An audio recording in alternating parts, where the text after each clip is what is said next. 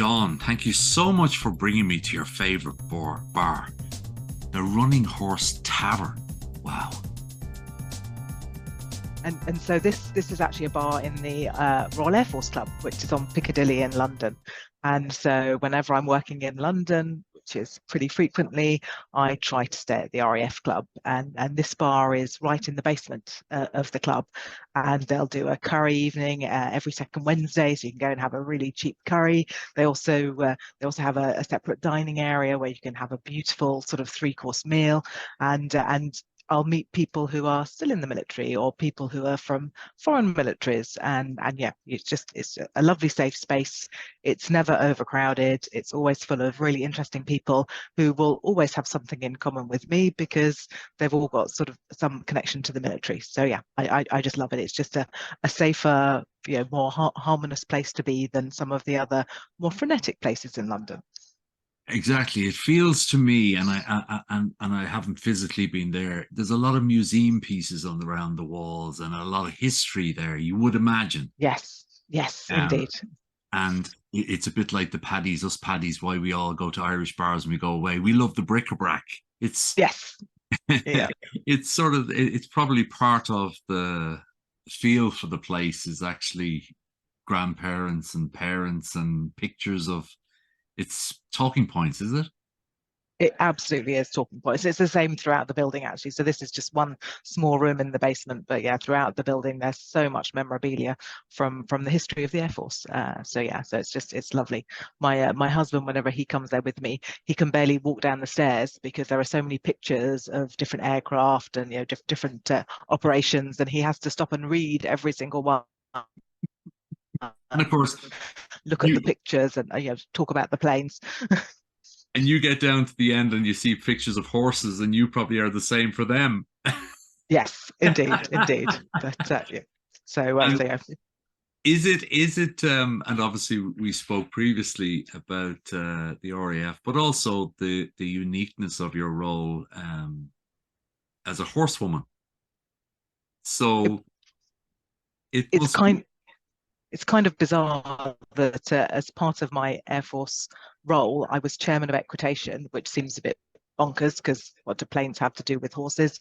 It's more of an army thing.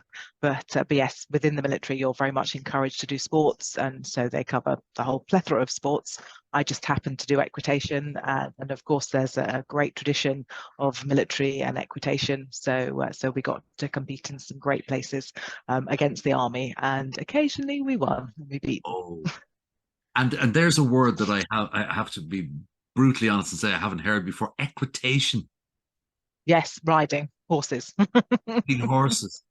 Okay, isn't it lovely these terms that you can be introduced to, and then you look it up afterwards and you say, "Oh, okay." There's definitely well, I suppose the I was saying to you about I can't work out how those huge, magnificent creatures get over these big walls, in things like the puissance and things like that. But I guess it's the harmony of the rider and the horse and the trust. Yes, yes. Trust. Well, and I like to see it that the horse has a job, which is to get over the fence. The rider has one job, that's to put the horse in the right place in front of the fence so they can get over it. My goodness, we could learn. We could we could run we could run our lives and rear our children on the basis of that. And sometimes we overcomplicate it, but it's pretty good that you have Keep something. it simple. You got something that's going to get you over the wall. Now it's your job to make sure that he's calm. But so we're sitting there. Your husband has gone off to read something else down the other end with some of the chaps, and we're going to. You're standing up. You're tapping the glass, and you're going to a quote. You're going to capture everybody's imagination with a quote. And what is it? Well, and so one of the founding fathers of the US, so you'd think I'd maybe have Churchill or something, particularly as I'm sat in the Air Force bar here.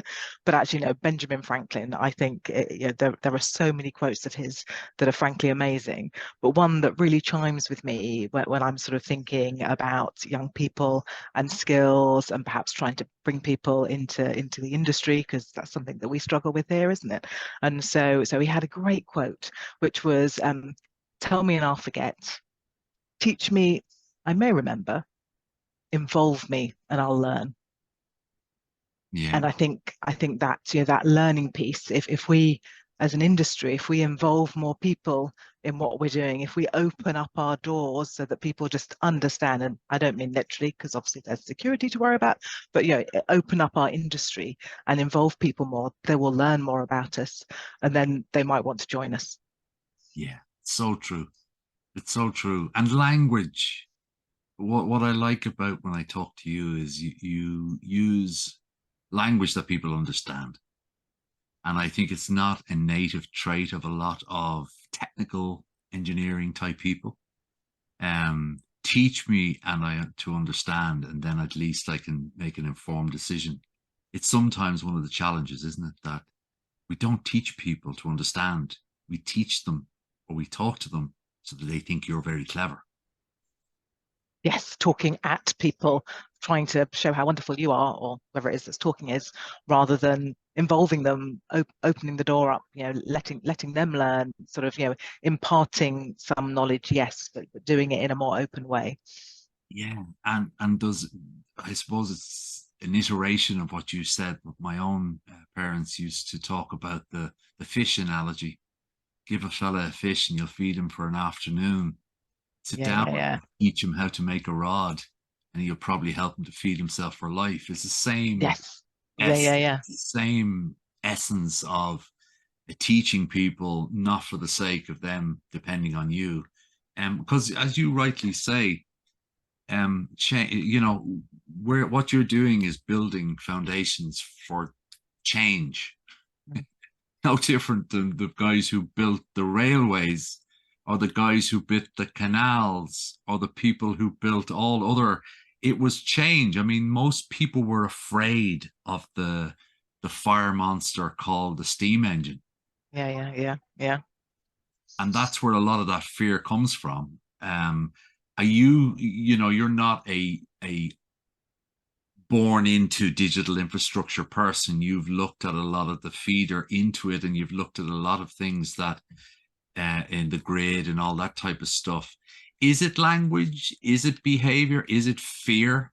Is it fear on both sides? Don't want to tell them But too much just in case they ask too many hard questions. What is it that has it, I- the it almost feels to me that it was sort of, it's an industry that sort of emerged out of something else, and so it almost became a well-kept secret because it was such a buoyant industry and it was so great to be in, and so it was almost as though the industry did not want to open its doors too widely because they wanted to keep it a great secret to enable the people in the industry to thrive. And of course now it's become so big, and it's not scaling at the speed that it needs to. So we need to get more people into the industry, and we can't rely on the same people that have been in it forever, because they're just, they're getting older, they will leave at some point and retire. We need that next cadre of people coming through, and it needs to just be a broader church, but we need more talent coming in. So I don't think it was scared, people being scared of change. I don't think it was concern. I don't think it was because it was so technical. I just think it was just a well-kept secret for the industry wanting to not allow too many people in because it was too great. Yeah, no, there's that. And also the words matter so much. And when one thinks about sort of hearts and minds and reaching out into the greater community of society, um, back in the day when we were deciding what we were going to call this amazing as a service, use as you need, we decided to call it the cloud. So everybody thinks that the cloud is genuinely magic, real Yes, it's up magic. there somewhere over there. So therefore, when this new thing is introduced to them, it's why do I need that? I have the cloud. Oh, okay, it's Well, that's but also maybe it is because the physical manifestation of the cloud actually isn't that exciting. It looks a bit grey and dull. Perhaps that's what it is. we will get back to that particular question. I've always thought, wouldn't it be wonderful if we could get everybody to paint floppy disks on the outside of these data centers? Why? Because people loved floppy disks. It was their first introduction to Oh, data. yeah, yeah, It was physical. It was tangible. Oh, is that what they are? Yeah. Oh, I love them. yeah. Feels nostalgic. It feels nostalgic. So 24 hours, not a long time. What have you learned? Well, and so I went to a great event yesterday, which was a celebration of the Women of the Year for 2023, and there were so many amazing ladies there. But one lady stood out. She was the recipient of the Lifetime Achievement Award, and she was Baroness Hale of Richmond, and she's recently retired. But she was sat in the House of Lords. She was the first woman justice of the Supreme Courts, and she was also at the point of retirement the UK's most senior judge, and literally the only lady in the room for practically all of her career. And so hearing her sage words and understanding some of her career journey was truly inspirational. But one thing she said that really stood out for me was that she hadn't set out on this career journey. She hadn't ever intended to end up where she did end up, but she just thought every time she achieved something, or every time she sort of blazed a trail and got to the next place, she thought, well, maybe I could do that next thing. And so her fantastic piece of advice was, just follow your nose, try to do the next thing. Don't ever aspire to this great amazing thing because you'll frighten yourself. Just see if you can take that next step. And I thought that is such a fabulous piece of advice for anybody in any career that's setting out, that's having a few challenges or issues. Just see if you can make that next step. Yeah. So simple, isn't it? It's so simple when you describe it like that. And when you look back at great people, when they write the books, it all looks like it was a plan. Yes, yeah. And There's then, never a plan. no, you talk to them then and they're all like the rest of us. They all suffer from professional loneliness. They all suffer from, imposter syndrome. They all suffer Yeah, from, yeah. and I think to the point of that lady, it's about sort of realizing that everybody's probably feeling the same and seeing what the next thing is and say, I think I can. Yes, I think I can. yes. At And least try. give it a go. Yeah. Is that a slightly different? I'd like to talk about that for a second. Um, Fear of failure. Yeah. Maybe my career, yeah, it wasn't great. It wasn't great. It was sort of you needed to achieve. There was no gray area. It was either you did it or you didn't. There was no credit given for, well, what did you Yeah, learn? yeah. What did you learn by doing it that way, even though you didn't get? Is that changing? And so I don't think fear of failure is changing, but I think people's understanding of what you should try and do, and what it's okay to try and do in your career is improving. And something that I always say to all of the particularly young women engineers, who I speak to, or anybody who I have a career conversation with, is stop trying to compete with everybody else. The only person who can define your success is you. So just because Fred or Bob or whoever has done X, Y, Z doesn't mean that you should aspire to do that. You should aspire to do the thing that you're most worried about, or that you want to achieve, or that you want to get the place that you want to get to. You're the only person that can say what that is. It's hard sometimes, obviously, when people particularly are achievers and competitive, and that stream comes out. But I think Yeah, what's yeah, yeah. yes, because that's the instinct that we have. For competitive, particularly, it doesn't. Yes. Yeah, yeah, yeah, yeah. You don't just leave competitive in the stable and then go into your. It's part of you, you know. It Um, is. but I think what's really great now, which I'm enjoying a lot of, and I guess it's because of podcasts and access to different voices from different people in different geographies and stuff, is that so many people now who are in a business environment listen to podcasts of sporting people or astronauts or different, Yes. because there's so many. Whereas back in the day, we used to get very narrow and very deep because we didn't have access. So you'd only 50p. What are you going to buy? I'm going to buy the Hotspur. So that only just more football or more sport. And it's really great when I listen to people on the show and others that they reference people like an astronaut or a farmer or somebody Yeah, else. yeah, yeah. Because, you know, to your point, it's fundamentally all the same. It's just the tools we're using or the how we measure the success at the end. So that's really interesting. So the door opens, you're down off the table, you've done the quote, your husband's back, he's gonna have to get you, he's gonna have to leave because there's somebody just walked in that you'd love to have a pint with. Who is it? And so unfortunately this lady is no longer with us. She's dead, but she was Amy Johnson, who was the pioneering English female pilot, the first woman to fly from the UK to Australia solo. And she was one of my predecessors as the president of the Women's Engineering Society back in 1934. And I'm just standing down as the longest serving president of the Women's Engineering Society in the UK. And so Amy Johnson, a massive hero, she was such a trailblazer in so many ways, you know, back in a time where very few women were doing anything technical, let alone flying aircraft, and she's right up there. So I think she'll have some tales of daring do, and it's very fitting being in the RAF Club bar as we are here in the Running Horse. So so I'm sure there'd be a good sort of aviator story or two that we could have over a pint. So was she crazy when you sat her down and you chatted to her? I mean, there has to be a little bit completely black nuts. Yes, yeah, absolutely. Because she, you know, she was actually just lost. So, so she was off flying and never landed or got lost from the records. So, so yes, so very crazy to just be able to think about going and doing things that people have never ever done before, and to think that it was achievable and to give it all a go. So, so yeah, I think she would be. Yeah, a little bit crazy.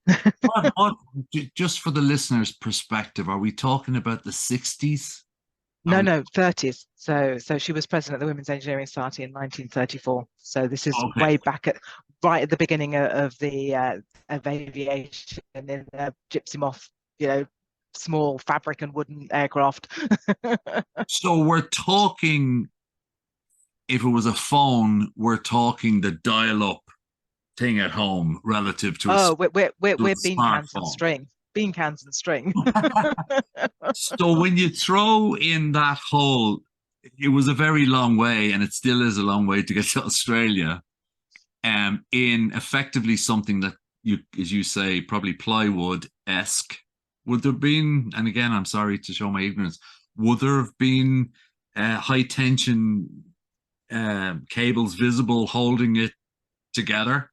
That esque of plane? Yeah. And so all the flying controls, yeah, just visible cables that you can see. Very, very rudimentary, very